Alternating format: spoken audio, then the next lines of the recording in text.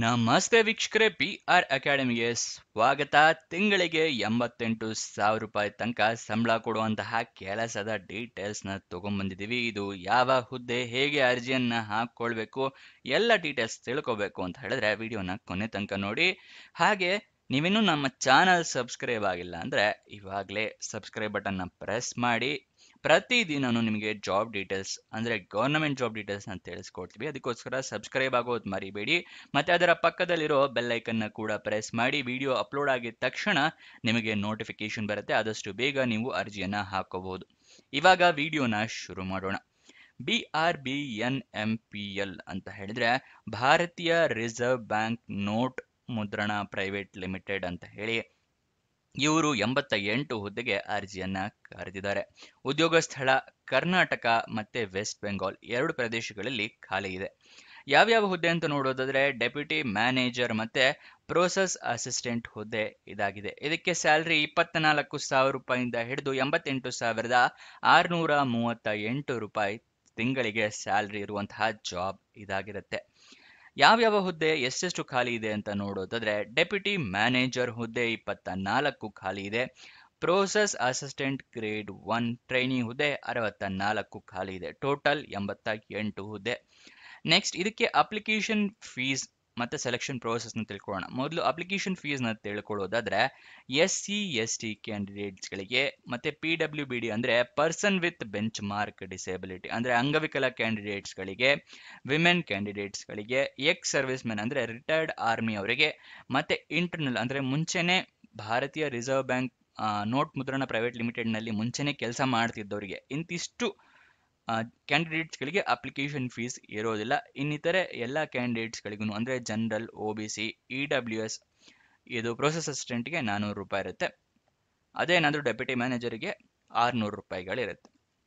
ಮತ್ತೆ ಇಲ್ಲಿ ಅಪ್ಲಿಕೇಶನ್ ಶುಲ್ಕ ಏನೂ ಇಲ್ಲ ಅಂದಮೇಲೆ ಇಷ್ಟು ಕ್ಯಾಂಡಿಡೇಟ್ಸ್ಗಳಿಗೆ ರಿಸರ್ವೇಶನ್ ನೀವು ಪಡ್ಕೋಬೇಕು ಅಂತ ಹೇಳಿದ್ರೆ ನಿಮ್ಮ ಹತ್ರ SC/ST ಕ್ಯಾಂಡಿಡೇಟ್ಸ್ ಆಗಿದ್ರೆ ಜಾತಿಯ ಪ್ರಮಾಣ ಪತ್ರ, PWBD ಆಗಿದ್ರೆ ಅಂಗವಿಕಲತೆ ಅಪ್ರೂವ್ ಮಾಡುವಂತ ಪ್ರಮಾಣ ಪತ್ರ, ಎಕ್ಸ್ ಸರ್ವಿಸ್ ಮೆನ್ ಆಗಿದ್ರೆ ಎಕ್ಸ್ ಸರ್ವಿಸ್ ಮೆನ್ ಪ್ರಮಾಣ ಪತ್ರ, ಮತ್ತೆ ಮುಂಚೆನೆ BRBNMPL ನವರು ವರ್ಕ್ ಮಾಡ್ತಾ ಇದ್ರೆ ನಿಮಗೆ ಎಕ್ಸ್ಪೀರಿಯನ್ಸ್ ಇರಬೇಕು ಅಂತ ಸರ್ಟಿಫಿಕೇಟ್ ಇರಬೇಕಾಗತ್ತೆ.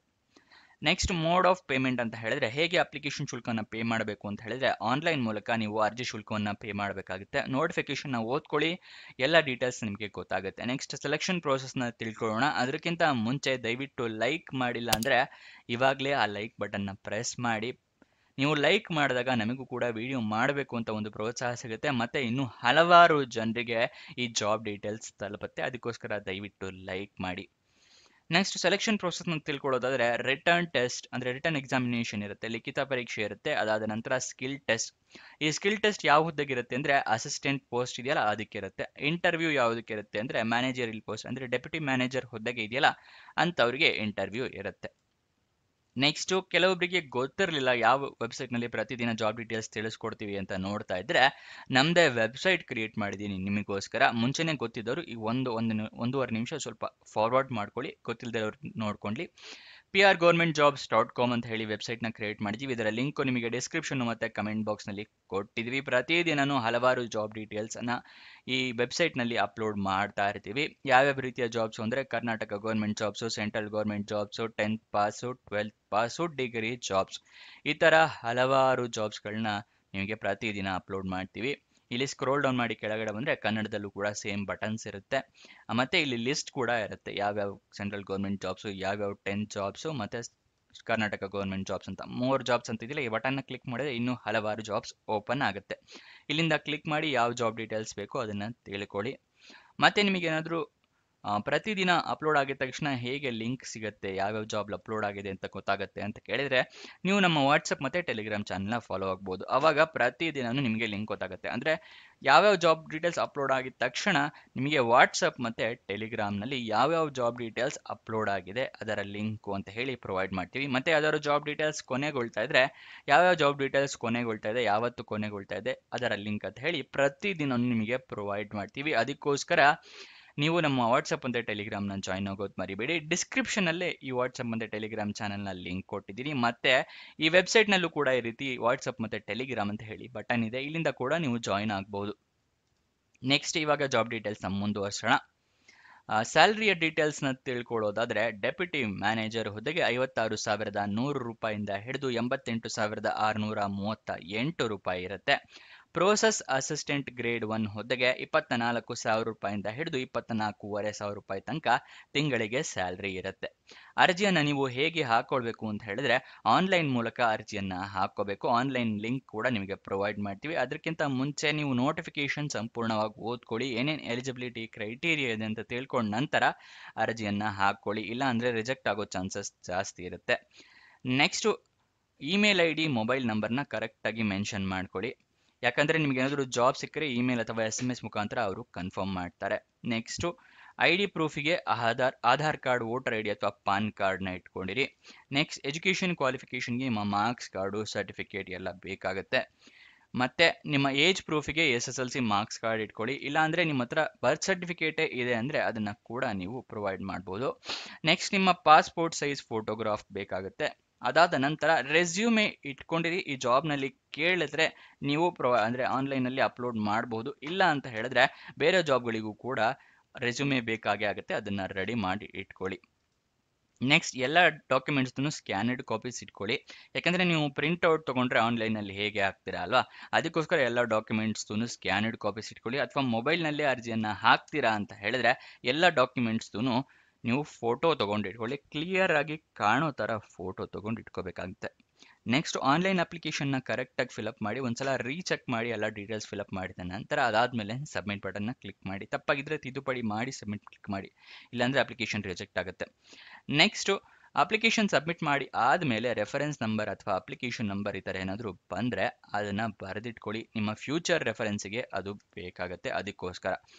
ನೆಕ್ಸ್ಟ್, ಅಪ್ಲಿಕೇಶನ್ ಓಪನ್ ಆಗಿದ್ದ ದಿನಾಂಕ ತಿಳ್ಕೊಳ್ಳೋದಾದ್ರೆ 10 ಆಗಸ್ಟ್ 2025ಕ್ಕೆ ಓಪನ್ ಆಗಿದೆ. ಕೊನೆಯ ದಿನಾಂಕ 31 ಆಗಸ್ಟ್ 2025ಕ್ಕೆ ಕೊನೆಗೊಳ್ತಾ ಇದೆ. ಆದಷ್ಟು ಬೇಗ ಅರ್ಜಿಯನ್ನು ಹಾಕೊಳ್ಳಿ, ಕೊನೆ ದಿನಾಂಕದ ತನಕ ವೇಟ್ ಮಾಡೋದಕ್ಕೆ ಹೋಗಬೇಡಿ. ನೆಕ್ಸ್ಟ್, ಅಫಿಷಿಯಲ್ ನೋಟಿಫಿಕೇಶನ್ನ ಡೌನ್ಲೋಡ್ ಮಾಡ್ಕೊಡೋದು ಹೇಗೆ ಅಂತ ಹೇಳಿ ನಿಮಗೆ ತಿಳಿಸ್ಕೊಡ್ತೀನಿ ಅಂತ ಹೇಳಿದೆ, ಅದನ್ನು ತಿಳಿಸ್ಕೊಡ್ತಾ ಇದ್ದೀನಿ. ಡಿಸ್ಕ್ರಿಪ್ಷನಲ್ಲಿ 2ನೇ ಲಿಂಕ್ ಇದೆಯಲ್ಲ, ಅದನ್ನು ಕ್ಲಿಕ್ ಮಾಡಿದ್ರೆ ಈ ಪೇಜ್ ಓಪನ್ ಆಗುತ್ತೆ. ಇಲ್ಲಿ ಸ್ಕ್ರೋಲ್ ಡೌನ್ ಮಾಡಿ ಫುಲ್ ಕೆಳಗಡೆ ಬಂದರೆ ಶಾರ್ಟ್ ನೋಟಿಫಿಕೇಶನ್ PDF ಅಂತ ಇದೆ. ಇಲ್ಲಿ ಅದರ ಪಕ್ಕದಲ್ಲಿ ಇಲ್ಲಿ ಕ್ಲಿಕ್ ಹಿಯರ್ ಅಂತಿದೆಯಲ್ಲ, ಅದನ್ನು ಕ್ಲಿಕ್ ಮಾಡಿ ಶಾರ್ಟ್ ನೋಟಿಫಿಕೇಶನ್ ಓಪನ್ ಆಗುತ್ತೆ. ಇಲ್ಲಿ ಜಾಬ್ ಡೀಟೇಲ್ಸ್ ತಿಳ್ಕೊಬಹುದು.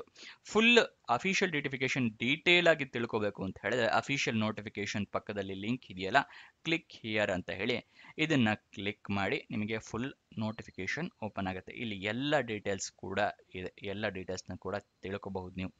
ಗೊತ್ತಾಯ್ತಲ್ವಾ ನೋಟಿಫಿಕೇಶನ್ ಹೇಗೆ ಡೌನ್ಲೋಡ್ ಮಾಡ್ಕೊಳ್ಳೋದು ಅಂತ. ಮತ್ತೆ ಇಲ್ಲಿ ಸಿಲೆಬಸ್ನ ಕೂಡ ಕೊಟ್ಟಿರ್ತಾರೆ, ಯಾವ್ಯಾವ ಟೆಸ್ಟ್ ಇರುತ್ತೆ, ಅದಕ್ಕೆ ಎಷ್ಟು ಮಾರ್ಕ್ಸ್ ಇರುತ್ತೆ, ಡ್ಯೂರೇಷನ್ ಎಷ್ಟಿರುತ್ತೆ, ಏನು ಟೆಸ್ಟು, ಅದೆಲ್ಲದನ್ನು ಕೊಟ್ಟಿರ್ತಾರೆ. ಕೆಳಗಡೆ ಸಿಲೆಬಸ್ಗಳು ಕೂಡ ಇರುತ್ತೆ. ಎಲ್ಲ ಡೀಟೇಲ್ಸ್ನ ತಿಳ್ಕೊಳ್ಳಿ. ಹಲವಾರು ಜನ ಸಬ್ಸ್ಕ್ರೈಬರ್ಸ್ ನಮಗೆ ಕೇಳ್ತಾ ಇರ್ತೀರಾ ಸಿಲೆಬಸ್ ಹೇಗೆ ಗೊತ್ತಾಗುತ್ತೆ. ಸಿಲೆಬಸ್ ನೀವು ಅಫಿಷಿಯಲ್ ನೋಟಿಫಿಕೇಶನ್ನ ಸಂಪೂರ್ಣವಾಗಿ ಓದ್ಕೋಬೇಕು, ಅವಾಗ ನಿಮಗೆ ಎಲ್ಲ ಗೊತ್ತಾಗುತ್ತೆ. ಅದಕ್ಕೋಸ್ಕರನೇ ನಿಮಗೆ ಹೇಗೆ ಡೌನ್ಲೋಡ್ ಮಾಡ್ಕೊಳ್ಳೋದು ಅಂತ ಕೂಡ ನಿಮಗೆ ನೋಟಿಫಿಕೇಶನ್ನು ಲಿಂಕು ಎಲ್ಲ ಏನಕ್ಕೆ ತಿಳಿಸ್ಕೊಡ್ತೀವಿ ಅಂತ ಹೇಳಿದ್ರೆ ನೀವು ನೋಟಿಫಿಕೇಶನ್ನ ಓದ್ಕೊಳ್ಳಿ ಅನ್ನೋದಕ್ಕಾಗಿ. ಗೊತ್ತಾಯ್ತಲ್ವಾ. Next, application online apply online ಅಂತಿದೆಯಲ್ಲ, ಅದರ ಪಕ್ಕದಲ್ಲಿ ಇದೆಯಲ್ಲ, ಇದನ್ನು ಕ್ಲಿಕ್ ಮಾಡಿದ್ರೆ ನಿಮಗೆ ಆನ್ಲೈನ್ ಅಪ್ಲಿಕೇಶನ್ ಓಪನ್ ಆಗುತ್ತೆ. ಅಪ್ಲಿಕೇಶನ್ನ ವೆಬ್ಸೈಟ್ ಇಲ್ಲಿದೆ ನೋಡಿ, ಇಲ್ಲಿ click here for online application ಅಂತೀರಾ, ಇದನ್ನ ಕ್ಲಿಕ್ ಮಾಡಿದ್ರೆ ಆನ್ಲೈನ್ ಅಪ್ಲಿಕೇಶನ್ಗೆ ನಿಮ್ಮನ್ನ ಕರ್ಕೊಂಡು ಹೋಗುತ್ತೆ. ಇಲ್ಲಿ ನೀವು ರಿಜಿಸ್ಟರ್ ಆಗಿಲ್ಲ ಅಂತ ಹೇಳಿದ್ರೆ ಹೊಸದಾಗಿ ರಿಜಿಸ್ಟರ್ ಆಗಬೇಕು ಅಂತ ಹೇಳಿದ್ರೆ ಇದನ್ನ ಕ್ಲಿಕ್ ಮಾಡಿ. ಮುಂಚೆನೇ ರಿಜಿಸ್ಟರ್ ಆಗಿದ್ರೆ ಅಲ್ಲಿ ರಿಜಿಸ್ಟ್ರೇಷನ್ ನಂಬರು, ಇಲ್ಲಿ ಪಾಸ್ವರ್ಡ್ ಹಾಕಿ ಈ ಕೋಡನ್ನು ಹಾಕಿ ಸಬ್ಮಿಟ್ ಕ್ಲಿಕ್ ಮಾಡಿ ನಿಮಗೆ ಅಪ್ಲಿಕೇಶನ್ ಓಪನ್ ಆಗುತ್ತೆ. ಗೊತ್ತಾಯ್ತಲ್ವಾ. ನೆಕ್ಸ್ಟ್, ಅಫಿಷಿಯಲ್ ವೆಬ್ಸೈಟ್ನ ಅಡ್ರೆಸ್ ಬೇಕು ಅಂದರೆ brbnmpl.co.in ಇದು ಅಫಿಷಿಯಲ್ ವೆಬ್ಸೈಟ್ನ ಅಡ್ರೆಸ್ ಆಗಿರುತ್ತೆ. ನೆಕ್ಸ್ಟ್, ನಿಮಗೆ ಈ ಅಫಿಷಿಯಲ್ ವೆಬ್ಸೈಟಿಂದ ಕೂಡ ನೀವು ಜಾಬ್ ಡೀಟೇಲ್ಸ್ನ ತಿಳ್ಕೊಬಹುದು.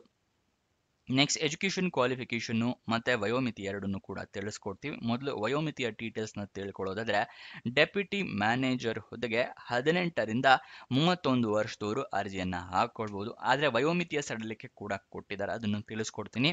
ಪ್ರೋಸೆಸ್ ಅಸಿಸ್ಟೆಂಟ್ ಹುದ್ದೆಗೆ 18ರಿಂದ 28 ವರ್ಷದವರು ಅರ್ಜಿಯನ್ನು ಹಾಕ್ಕೊಳ್ಬಹುದು. ವಯೋಮಿತಿಯ ಸಡಿಲಿಕೆಯನ್ನು ನೋಡೋದಾದರೆ OBC ಕ್ಯಾಂಡಿಡೇಟ್ಸ್ಗಳಿಗೆ 3 ವರ್ಷದ ಸಡಿಲಿಕೆಯನ್ನು ಕೊಟ್ಟಿದ್ದಾರೆ. ಅಂದ್ರೆ ಡೆಪ್ಯೂಟಿ ಮ್ಯಾನೇಜರಿಗಾದ್ರೆ 34 ವರ್ಷದ ತನಕ ಅರ್ಜಿ ಹಾಕಬಹುದು. ಅದೇ SC ST ಕ್ಯಾಂಡಿಡೇಟ್ಸ್ಗಳಿಗೆ 5 ವರ್ಷದ ಸಡಿಲಿಕೆ ಕೊಟ್ಟಿದ್ದಾರೆ. ಅಂದ್ರೆ 36 ವರ್ಷದವ್ರ ತನಕ ಡೆಪ್ಯೂಟಿ ಮ್ಯಾನೇಜರಿಗೆ ಹಾಕಬಹುದು. PWBD ಅಂದ್ರೆ person with bench mark disability ಅಥವಾ ಅಂಗವಿಕಲ ಕ್ಯಾಂಡಿಡೇಟ್ಸ್ ಅಂತ ಏನು ಹೇಳ್ತೀವಲ್ಲ ಅಂತವರಿಗೆ 10 ವರ್ಷದ ಸಡಿಲಿಕೆಯನ್ನ ಕೊಟ್ಟಿದ್ದಾರೆ. ಅಂದ್ರೆ ಡೆಪ್ಯೂಟಿ ಮ್ಯಾನೇಜರ್ಗೆ ಯಾರಾದ್ರೆ 41 ವರ್ಷ ತನಕ ಹಾಕೋಬಹುದು. ಪ್ರೋಸೆಸ್ ಅಸಿಸ್ಟೆಂಟ್ಗೆ 38 ವರ್ಷದವ್ರ ತನಕನೂ ಅರ್ಜಿಯನ್ನ ಹಾಕೊಳ್ಬಹುದು. ಎಜುಕೇಶನ್ ಕ್ವಾಲಿಫಿಕೇಶನ್ ತಿಳ್ಕೊಳ್ಳೋದಾದ್ರೆ ಡೆಪ್ಯೂಟಿ ಮ್ಯಾನೇಜರ್ ಹುದ್ದೆಗೆ ಡಿಗ್ರಿ, ಗ್ರಾಜುಯೇಷನ್, BE, BTech ಅಥವಾ post graduation, diploma, master degree ಆದವರು ಅರ್ಜಿ ಹಾಕೊಳ್ಬಹುದು. ಪ್ರೋಸೆಸ್ ಅಸಿಸ್ಟೆಂಟ್ ಗ್ರೇಡ್ 1 ಹುದ್ದೆಗೆ ಡಿಪ್ಲೊಮೊ, ITI ಆದವರು ಅರ್ಜಿಯನ್ನ ಹಾಕೊಳ್ಬಹುದು. ಇದಿಷ್ಟು ಎಜುಕೇಶನ್ ಕ್ವಾಲಿಫಿಕೇಶನ್ ಮತ್ತೆಲ್ಲ ವಿವರಗಳು. ಏನಾದರೂ ಡೌಟ್ಸ್ ಅಥವಾ ಕ್ವಶನ್ಸ್ ಇದೆ ಅಂತ ಹೇಳಿದ್ರೆ ಕಮೆಂಟ್ ಬಾಕ್ಸ್ ನಲ್ಲಿ ಕಮೆಂಟ್ ಮಾಡಿ, ನಾವು ಉತ್ತರ ಕೊಡೋದಕ್ಕೆ ಪ್ರಯತ್ನ ಮಾಡ್ತೀವಿ. ಇನ್ನೊಂದು ಜಾಬ್ ವಿಡಿಯೋ ಜೊತೆ ಸಿಗೋಣ. ಬಾಯ್ ಬಾಯ್.